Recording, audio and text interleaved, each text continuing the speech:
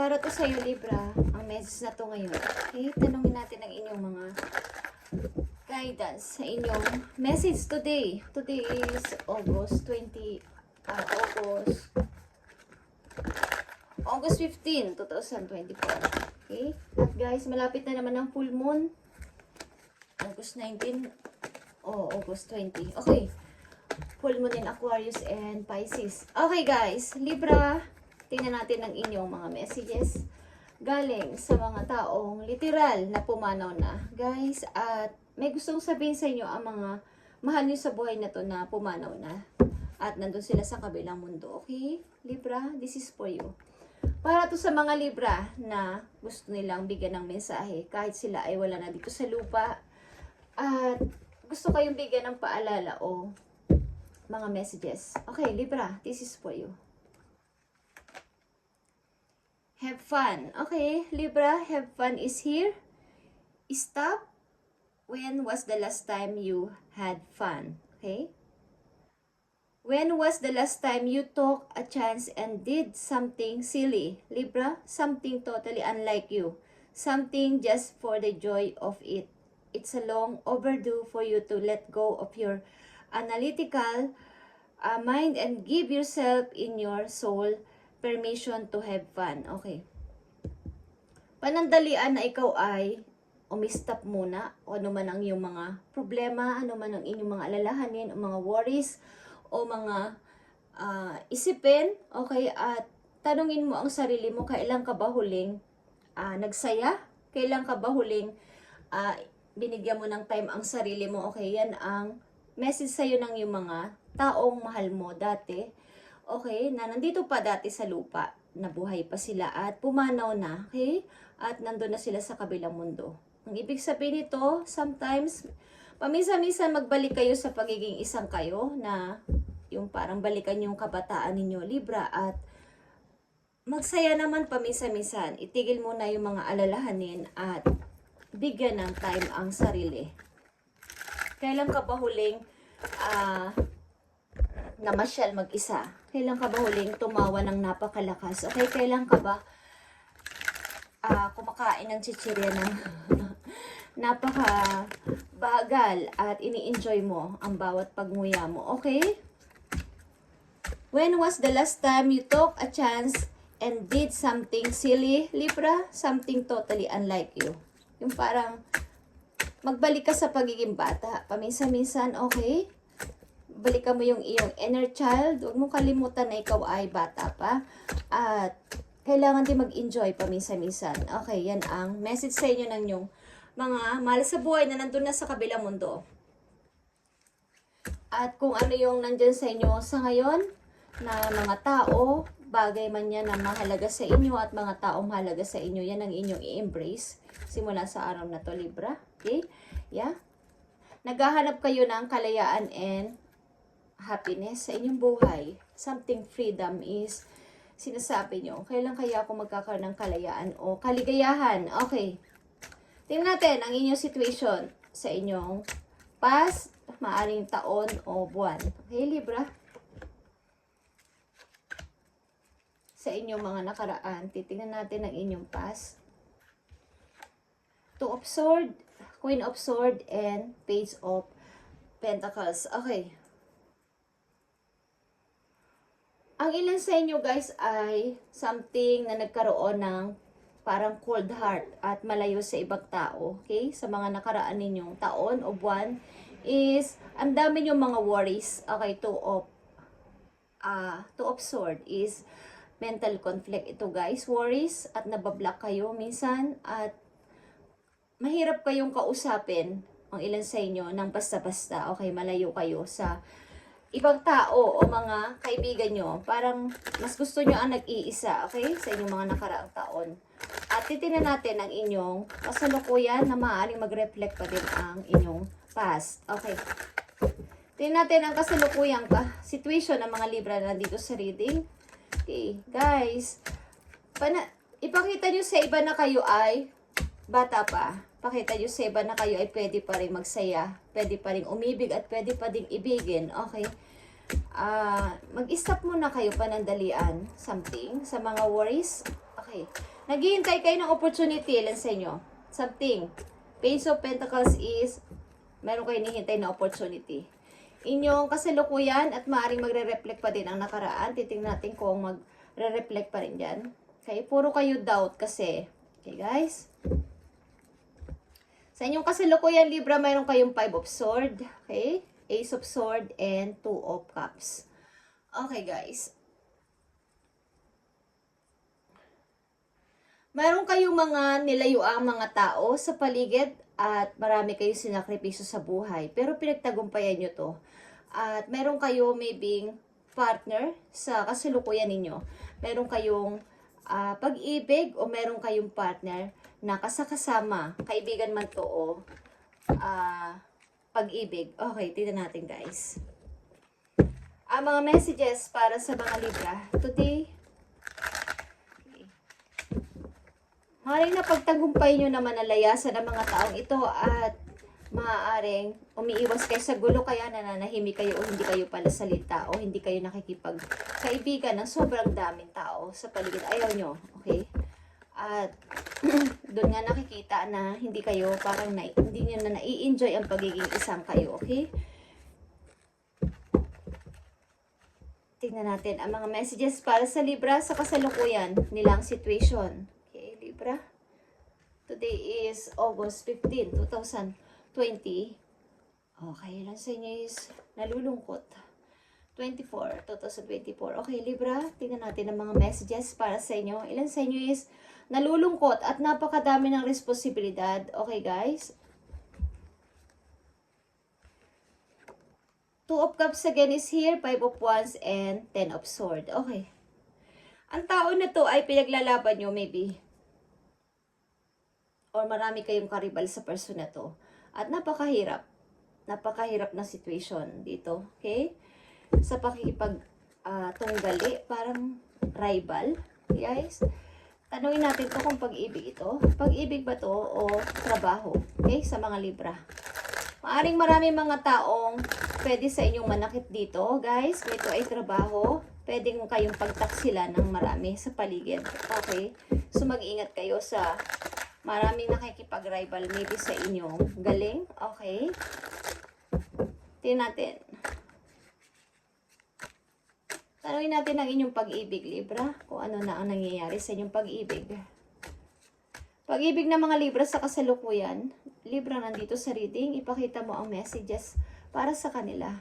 Pag-ibig nyo is 7 of Swords, 2 of Swords again, and 4 of Swords. Okay, guys. Kayo ay hindi okay sa pag-ibig. Mahirap ang pag-ibig para sa inyo sa ngayon sapagkat kayo ay pinagsinungalingan at nilayuan nyo ang person na to maybe at nasa healing process ang ilan sa inyo sa kasalukuyan sa pag-ibig. Okay. Tanungin natin ang inyong career, guys. Sa inyong career, sa kasalukuyan, anong nangyayari na o mangyayari sa inyong kasalukuyang career? Sa mga Libra, career o trabaho. Okay. Para sa mga Libra na nandito sa reading, ipakita mo ang message para sa kanila. Career nyo is may message sa inyo galing sa isang opportunity. Okay? 6 of Swords, maaaring kayo lalayo sa inyong place. At ito ay bagong trabaho. Okay? Maaaring may magme-message sa inyo na tao o isang company. But ito ay offer na malayo. Mukhang kayo ay aalis ng inyong place. At ito ay bago. Bagong trabaho ito. Libra. Okay? At kailangan nyo itong pagdesisyonan. Kailangan nyo pumili dito, guys. Okay? Kailangan nyo magdesisyon. At nasa sa inyo yung kung magdedesisyon kayo sapagkat maybe sa trabaho ninyo ay maraming rival, marami din ang mga naiinggit sa inyo at gustong kunin ang para sa inyo. Okay, Libra? Tingnan natin, guys. I-stop muna ang mga worries at tanungin nyo sa sarili nyo kung kailan ba kayo huling tumawa ng napakalakas. Yung tipong talagang tawan-tawa at kumakain ng napakabagal. Inangunguya ng maayos ang food, okay? At mag-i-enjoy, okay? Magbalik kayo sa inyong, balik tanawan nyo ang inyong mga nakaraan. Okay, guys? Libra, na kayo ay magbalik sa dating kayo, okay? Puro kayo worries. Okay, Libra, sa inyong future, maaaring next month, next year, okay? Or susunod-sunod na mga taon, tingnan natin ang inyong future, guys. Marami talaga kayong iniisip. Okay, Five of Cups. Sa inyong future, Hierophant. And Death. Death is here. Okay. Ang death, guys, ay nagre-represent ito ng transformation. Okay. Pagka-transform sa sarili, ang dating kayo is yung old version nyo ay tatalikuran ninyo. Okay. At maaring magkakaroon kayo ng may involve kayo sa mga taong humihingi sa inyo ng tulong, humihingi sa inyo ng advice. Maaaring ganito ang mangyayari sa inyo in the near future. At maaaring makikita nila o magre-reflect sa iyo yung mga based sa inyong mga story, sa inyong mga naranasan is may ibahagi nyo sa ibang inyong mga naranasan at paano kayo nakasurvive dito. Okay, maaaring marami kayong guilt sa sarili o guilty at nahihirapan talaga kayo, guys. But sa inyong near future, nandito ang King of Pentacles, guys, at the Chariot. Okay, maaaring sa ibang lugar kayo papalarin, sa ibang place kayo papalarin kung kayo ay hahanap ng trabaho o bagong trabaho. Maaaring lilipat kayo ng company, lilipat kayo ng place na pagtatrabahuan. Ito ay pagmumula ng inyong pag-unlad sa pera. Okay, Libra, tingnan natin ang mga messages pa para sa inyo. August 15, 2024, mga messages na pinapadala sa inyo ni God, okay, ni Universe at ng inyong mga guidance. Para sa mga Librang nandito sa reading, ibigay mo ang tamang message para magkaroon sila ng inspiration. Okay, tingnan natin. Ang mga messages para sa inyo, paalala man to message. Okay. Accelerated motion is here. Ace of Wands is here, guys. At recognition and reward. Okay. And yeah, spiritual strength. Okay. Maaring tatapusin nyo na ang napakahirap na cycle sa buhay ninyo, guys. At kayo ay mag-grow. Mag-grow pa kayo sa spiritual. Okay, ninyong relation. Okay, at bibigyan maybe ang ilan talaga sa inyo ng award o reward sa inyong trabaho. Magkakaroon kayo ng mataas na posisyon sa inyong trabaho o bigyan niyo ng reward ang inyong sarili dahil sa inyong mga napagtagumpayan sa buhay. Okay, maaaring tuloy-tuloy ang inyong magiging yung pag-asa nyo ay tuloy-tuloy o maasa kayo na kahit isang beses lang bigyan kayo ng chance o ng pag-asa ng heaven is humihingi kayo ng tulong, okay, sa langit, nabigyan kayo ng isa pang chance, kahit minsan lang, okay? Something, guys, is dito na sinusubok ang inyong spiritual, inyong relationship kay God. Okay, Libra? Maaaring ilan sa inyo ay maraming problema ang dinadala at kayo lang ang nag-handle nito at nakakapagod na, okay? Nakakapagod ng i-handle ang problema na ako lang mag-isa. So, maaari magkakaroon kayo dito ng parang marirealize nyo na kailangan ko nang ihinto ito at palaguin ang aking sarili. At tingnan naman, panandalian ang aking sarili. Ano na bang nangyayari sa akin? Okay, ano na bang nangyayari sa akin?